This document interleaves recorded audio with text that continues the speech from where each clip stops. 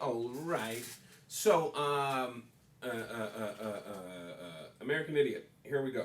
Um, so the thing we talked about today that's really important is keeping your right hand uh, alternate, moving in alternate directions, down, up, down, up, down, up.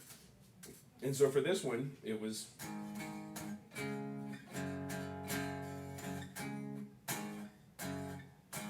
okay. Did you see? That was the execution of this down up. So it was down, up, down, up, down, up, down, down, down, down. And there were two tricky spots in that, right? Where the first one was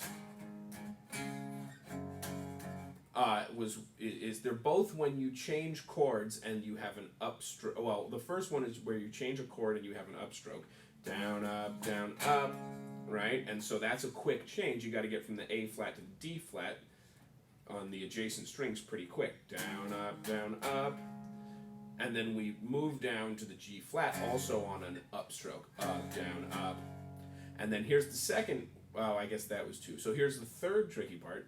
You're going to go up, down. From the G flat back to the D flat, you're going to go up stroke, down stroke. Okay, so there's not a lot of time between them. Up, down, down, down, down. And then you're in the home stretch where it's all down strokes and nice and easy. Up, down, down, down, down. Okay, so that's the tricky part. So make sure you're practicing that. The new section is the chorus part of the tune.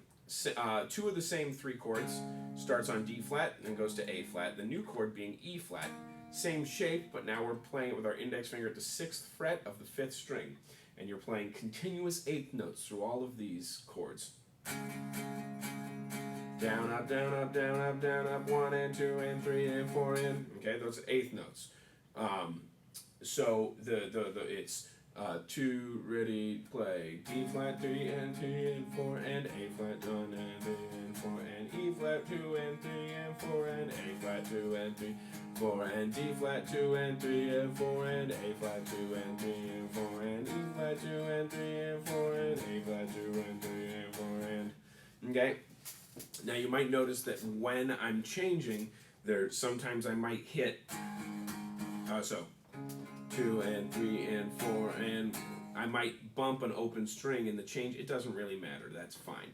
What the trick is that you want to keep the right hand consistent and just make sure that the left hand is moving so that way the chords change right on the first beat of the measure, on beat 1. 1 and 2 and 3 and 4 and 1. So see, that time on the end of 4, I intentionally hit all the strings open. That's fine. You know what I mean? You barely hear that. Listen. Right? You barely heard that little thing in between. It sounded like a breath.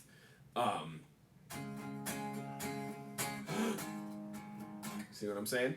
But that's fine. But then the next chord fell right on the downbeat of the next measure, right on 1. Okay? So the two things to keep in mind when working on all of this is 1, the right hand pattern is the most important thing. Secondly, making sure that all the chords are changing right on the rhythms that they're supposed to. Okay? So practice that, and next time we will do the guitar solo. Woo!